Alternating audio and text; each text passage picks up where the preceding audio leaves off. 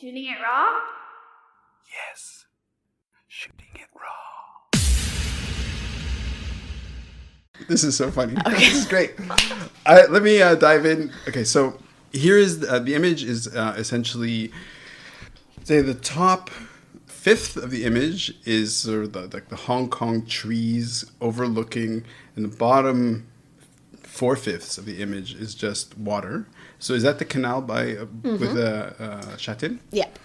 And out of the canal is one lone tree, and on that tree is do you know the species of the bird? I believe it's a crane, but I could be So it's totally this wrong. white, yeah, it looks like a crane. It's just yes? a total guess. It's off in the distance, and the image is mostly dominated really by the reflections of the trees, what looks like an expressway, more trees, and then the sort of tall buildings that are Hong Kong living estates or apartment blocks.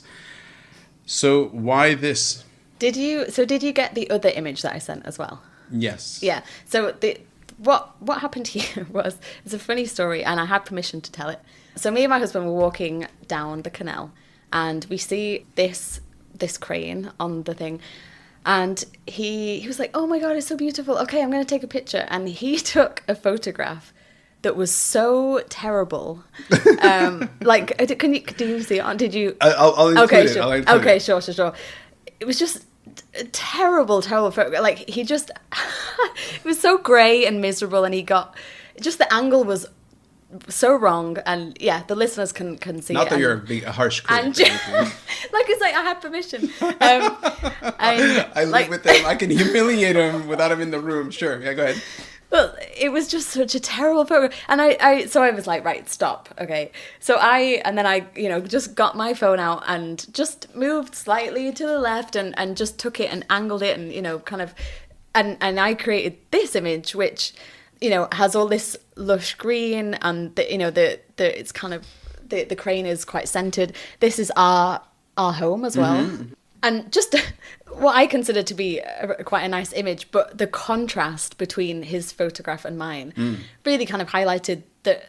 I find it quite symbolic that, like, you can just, it sort of, for me, it symbolizes what is important about photography. Like, It's so easy to take a shot and it not be particularly aesthetically pleasing or anything. Like, if you take a selfie, like, the slightest angle can make all of the difference. Mm-hmm. And for me, we were both looking at the same thing, but the way he took that photograph for me was just, and it really kind of kickstarted me thinking that, maybe I could kind of do this professionally, or, maybe I have quite a good eye for it, because to me, looking at that, I could see instantly where, like, how to get the good shot, like, how, exactly how to maneuver to just. But David, bless him, just his skills lie elsewhere. Say that. To be art shamed by your spouse. It's so sad. Okay. I have to be better than him at one thing. Just one thing. Is it okay for me to use that other image? Of course. Okay. Yeah, we have his permission. But okay, let's dive into that, because that's also interesting.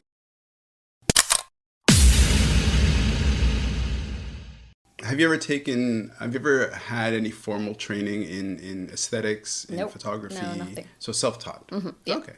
So earlier we were talking about how photography can be, it's like language. It can be, you can use just junk words. You could say garbage. But some people put some words together, some ideas together, and it's poetry, it's moving, revolutionary, blah, blah, blah.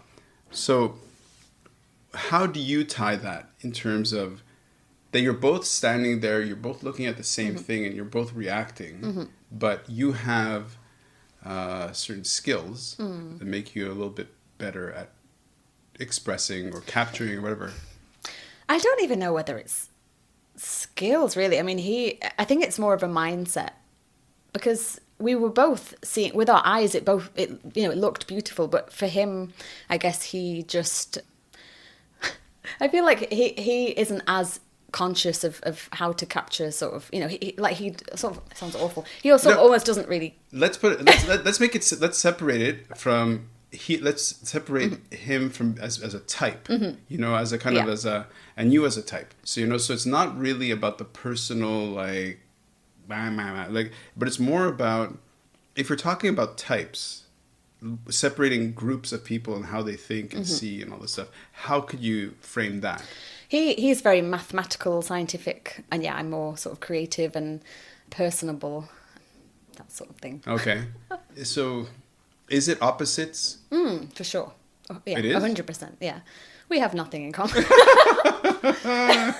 Absolutely not. Yin and yang. I got it. So he must be an extrovert. Is that a joke? I'm the extrovert. No, You are? You don't think? Why would I? I wouldn't let you in my house if I was so scared. I know people who go on stage. You're usually pretty introverted. I don't know. I'm totally mix. joking. Funny No, of mix. course. Yeah. I'm totally being an idiot. Oh my god. Oh, you got Messing me. around. You with did the your version of hiding a chocolate button face in an ice cream. I don't know what that. Oh, right. Yes. That's called a callback in the comedy. Okay. Oh, it is. Okay, got it. No, that's good. That's good. But so, like, in terms of types, like it's. So you listened to the podcast with my daughter, and what was interesting about that was I put her on the spot and I said, okay, well, articulate what is photography to you. Okay, so that's pretty young to be able to kind of to turn to somebody and say, okay, talk about aesthetics or talk about whatever, and you can ask that same question to somebody who's 50, and their reaction might not be especially interesting to listen to. Why do you think that happens? Not that I'm saying that you're David, right? Not that I'm saying that David doesn't have an opinion or but as a type though, maybe it was just an off day or like. For sure, yeah. He definitely has his moments. He takes beautiful pictures of the children and things. I guess for me, again, the perfectionist side of me, in my photography, I really go out of my way to try and get that perfect shot. And it drives the kids crazy when I'll sort of climb on things to get that perfect angle and, climb. I did a shoot recently. It was like an outdoor fitness shoot. And yeah, I was like literally on my hands and knees manually picking the litter out and, like the grass was wet, but I was just on my knees to get the, and sort of for me, there's nothing I will not do to get that perfect shot kind of thing. Yeah, it's just my style, I guess. No, it's great. So why don't you describe what kind of photography you're doing? So in terms of trying to get your name out there, is it mostly images of people? Is it mostly... So for now, because I started in these Corona times, it's mostly, either studio or outdoors, people, like portraits, headshots for maybe actors or comedians, some kind of babies, families, outdoor shots. I have done some events and some weddings, and I guess I'm hoping that, when Corona has finally gone away, I can do more of that kind of stuff. Events are really, I really love events. but right now, are there a lot of events? So in between like the third wave and the fourth, they sort of came back, and I was shooting comedy shows and some theatre things and like an improv festival and... so there was a brief window where there was some things going on. These were paying gigs? Some of them, yeah. Wow. Yeah. Wow. Yeah. So if for somebody who was inspired by you to say, I'm gonna try to do this. So you put together a website. You sort of displayed your gallery, and then you just started telling people, and then slowly but surely, people start hiring you. So I think the first thing that I did was I hired a studio for the day. I got a bunch of my sort of comedian friends, just people that I was comfortable with and, would be okay with me kind of fiddling about with lighting and, be quite patient with me. So I just shot all of them and so it sort of built up my portfolio. Just sort of slowly but surely, and again, just tried to quieten the voice that was telling me, like, you're not doing this fast enough, or you're not getting enough gigs, or, and just sort of try and do it slowly but surely. And I definitely think that I'm on track. That it's going better than I expected, actually. Nice. Especially with the pandemic. It's I'm happy with the current level. Yeah. What was the most unexpected happy accident? That of course one of them is that somebody just reaches out and you're like, how did you find me? But was there one that was just like bonkers? Like you're just like, this is just really, I can't even come close to explaining this. I'm not sure really. I guess that there's plenty of people that, there's a few people that have got in touch with me and I've done shoots with them, and then when I've kind of added them on WhatsApp and then it comes up as recommended friends, I'm like, oh, we actually have loads in common, and we could have talked about this, that and the other on the day, but we ended up not doing because we thought we were kind of total strangers, but we actually had, I don't know, 18 friends in common or whatever. But I feel like so far, touch wood, I've never had a bad shoot really. Like they've all gone pretty well, and Wow. I've been happy with the images and happy with the interactions. And with my shoots, I always try and just make it a pleasant experience for everybody. And also, when someone puts a camera in your face and says smile, the last thing you want to do is smile. Like it's, of course. and you can really see the difference between an authentic, like a genuinely happy smile and just a kind of forced. So You haven't smiled once this whole hour. It's like talking to complete stone face. It's crazy. Mood. Is that how you are on stage? That is exactly how I am. Really? My entire life is one moody face. Right. Are your children ever moody with you? Oh, of course, all the time. Especially my youngest. Oh my goodness. How old's your youngest? She's 4. Four. She 4-year-olds. Come on. Oh my god. She comes out with the most outrageous things. Kids sort of say like, I hate you, and they get a reaction. She has gone beyond that point now where she says things like, why did you even give birth to me? And like, I just wish that I'd never been created, and I don't know, I wish the universe would end. And I love stand-up, and photography is it's a social thing in your case because you're making photographs of people, and so I can imagine trying to get people to smile and everything, and just to interact and engage with you. But do you ever get gigs, especially if it's more serious or whatever, where it has to be a little bit more... I'm trying to think. Some sort of more corporate things. But even then, like, I think I'm always cracking jokes, and I think even a corporate or like a fashion shoot where they will not be laughing, and they have to have that kind of modelly face. I still think to get them relaxed is really important. Right. So I did like a sort of fashion shoot recently where every single shot the model was not smiling. But I got a few, and I sort of actually kept them because they're really sort of sweet little smile. Yeah. When they're sort of trying to not, and their little mouths kind of coming up at the corners. But still, I think again, having a nice experience is really important. Sure. Okay, maybe getting good shots is also important, but I think, nobody wants to kind of go and do something and then be like, oh, that was awful. And, right. Even if the shots are good, I just hated every second of it. And I personally don't really like having my picture taken. I do feel quite awkward, and I much prefer being on the other side of the camera. So I for me, there's a lot of value in someone who is there being sort of silly and kind of, making you feel relaxed. Yeah. And especially with children, that's really important. So do you do photographs of... I don't even know right now with COVID if there's a large demand for this, but images of very young children for corporate use, or not for corporate use, no, just sort of family based. Yeah, no, just for the parents. Right. Yeah. Got it. I mean, I guess the sort of advertising world, is something that maybe in the future that I could look into, but it's not really. I think weddings would be my next big thing that I would like to do. Okay. Yeah, I'm I've done a few weddings recently, and they were for my friends, but not my sort of some was my close friends. Like, and why is a photographer crying? Yeah, exactly. What's your problem? Oh my god, it's so beautiful. And look across at the crowd, and they're all just stone faced, and I'm like, are you not seeing this? They just took their mask down to kiss, and like, yeah. Oh, nice. So the previous guest I had, she was doing the profiles of foot binding. Okay. And so she'd go into China, and look, foot binding is a very sensitive problem. It's a pretty intense topic, and so she'd gone specifically out, and in a weird, controversial way, I guess. She was she was making a case for it actually being a feminist.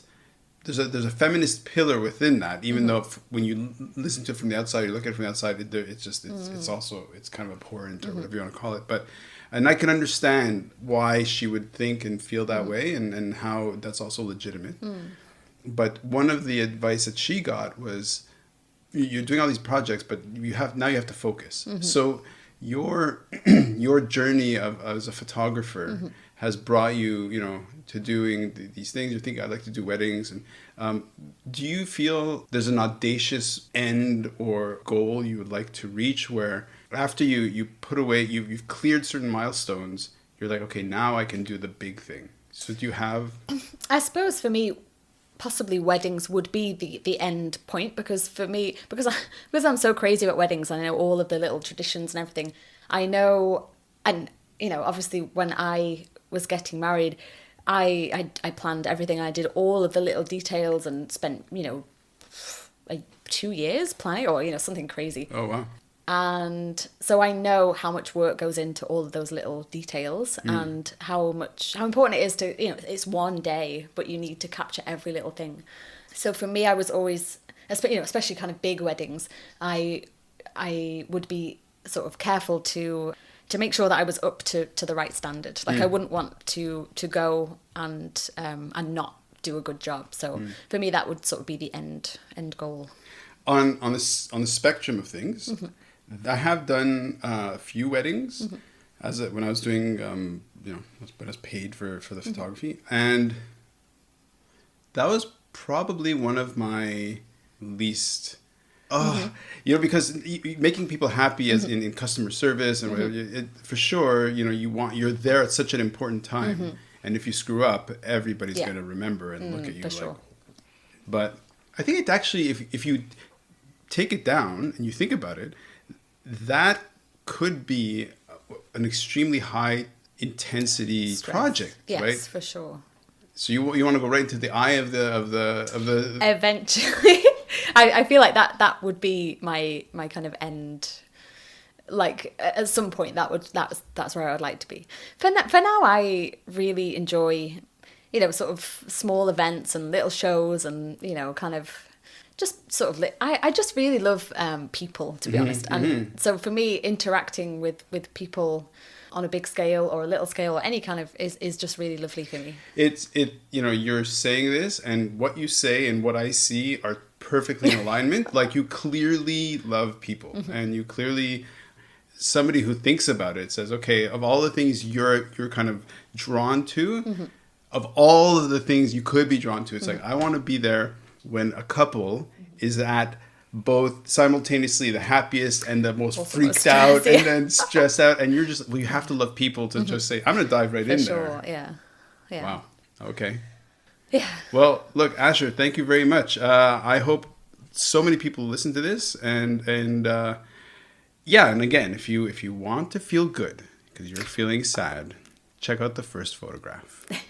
So sweet. Thank you. Thank you so much. Shooting it raw? Yes. Shooting it raw.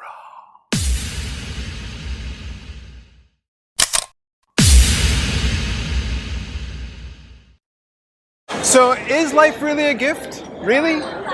Can you make every second count? That's the whole point of the podcast.